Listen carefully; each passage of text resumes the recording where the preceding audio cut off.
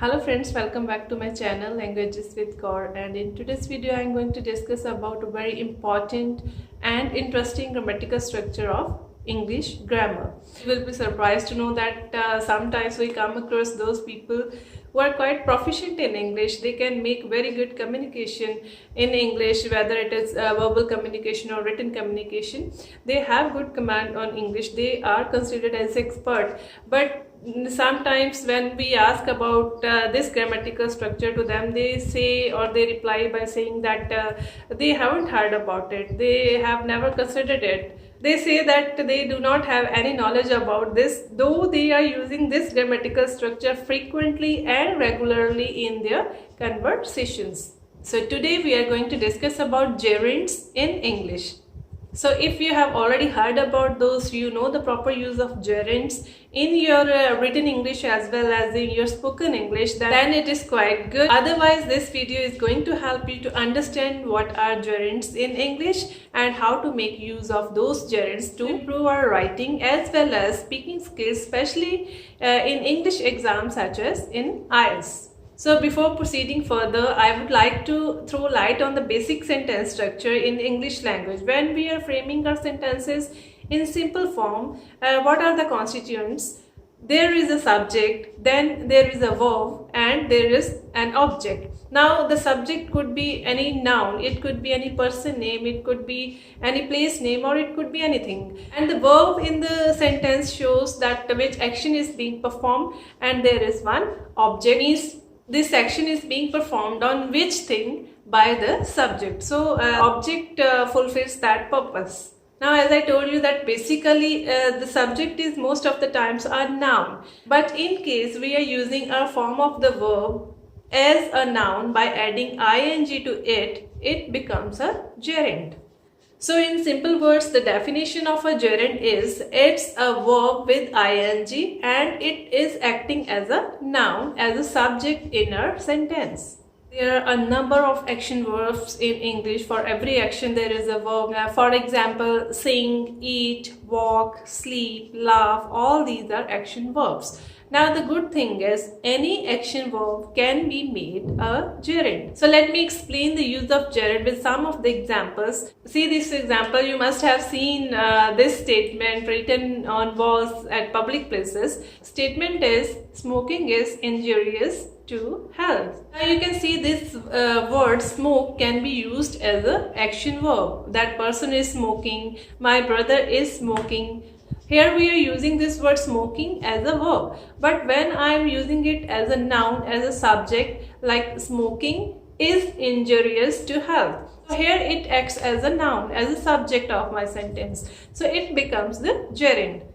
Let me give you one more example. I love to read. So if I want that my verb should act as a noun, I would make my sentence like this. Reading is my all-time favorite hobby. So here you can see reading is an activity, but I have used this activity word as a subject in my sentence. So it has become the gerund.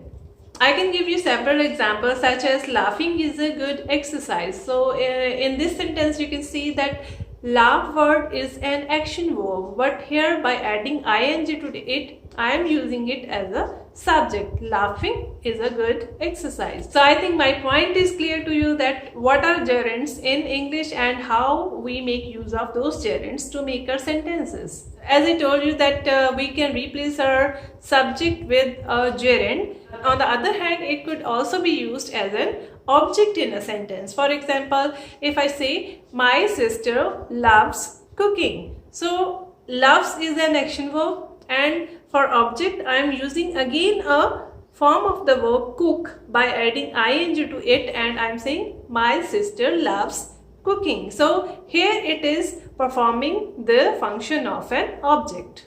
Can you give me an example where we are using gerunds as an object?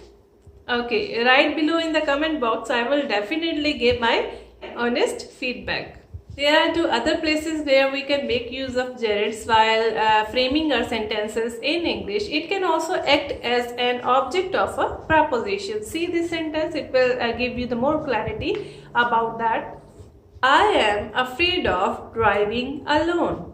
So here afraid of is a preposition. and I am using the gerund driving as an object of the preposition. I am fed up of eating junk food all the time. So in this sentence, fed up is the preposition and it is being followed by a gerund. And moreover, it can also be used after a possessive adjective. Look at this sentence. I do not like your staying out late at night. So here staying is the gerund. So overall, what do we understand is that gerund is a verb but it is acting as a noun. So here is one more example. You can compare these two sentences. In first sentence, I am saying, what are you thinking about? So here in this sentence, I have used this word think as a verb by adding ing to it, and sentence is in present continuous tense. What are you thinking about? But if this verb functions as a noun, it becomes gerund. Now look at the second sentence. What is your thinking about it? Now here same word is there, thinking, but it is acting as a noun. What is your thinking about it? So here it is a gerund. Now the most important thing, why I am making efforts to teach you about gerunds, why I consider these gerunds as very important part of English grammar. First thing is that it makes your use of English language more interesting. If you are making use of gerunds frequently in your conversations, you will appear like a native speaker. Second thing is, when you are preparing for IELTS or any other English exam, at that time your writing skills are checked, your speaking skills are assessed on the basis of some of the parameters. So one of the parameter is that examiners expect you to show your grammatical range or the use of grammatical structures. So you are supposed to demonstrate your skills of using various grammatical structures of English language to get good band scores. So when you are writing something formally, as in IELTS writing is considered to be a formal writing, at that time you need to make your sentences or do your sentence formations using different grammatical structures to show your ability of the language. For example, if you are writing any essay in which you are going to discuss about advantages and disadvantages of something, in the end you can conclude by saying that having analyzed the merits and demerits of this thing, it can be concluded that this. So in this way, your sentence is starting from a gerund, having. I will give you one more example. If you are writing any essay about part-time jobs, where the student should go for part-time jobs or not while studying, so you can simply say, engaging in part-time jobs is a good option. Suppose you are writing any essay about pursuing higher studies in abroad, you can start your sentence by a gerund like, pursuing higher studies in abroad is quite beneficial in numerous ways. And there is one more thing, especially in speaking, there is an adjective, worth, W-O-R-T-H, worth. Worth means value. When we use this word in our conversations, most of the time it is followed by a gerund. For example, there is a book which I liked very much and I want to recommend it to others. I would say, this book is worth reading. So you can see reading is an activity, but here it is acting as a noun. Worth reading means I am saying everyone should give it a try. If I want to make my point more noticeable, I would say, this is worth mentioning that employment rates are rising day by day. Now in this sentence, mention is a verb, but here it is acting as a gerund.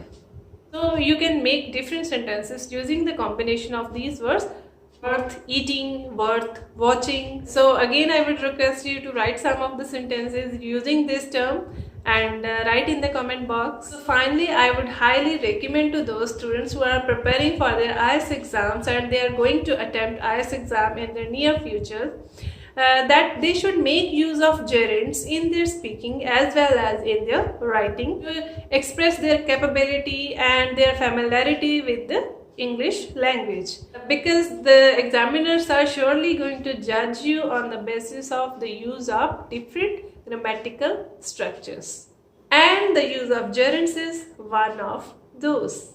So do not underestimate the importance of the use of gerunds, practice these properly, learn about these properly, and this will greatly benefit you, and I hope you will consider my advice. See you in the next video with a new topic. Stay tuned. Thanks for watching.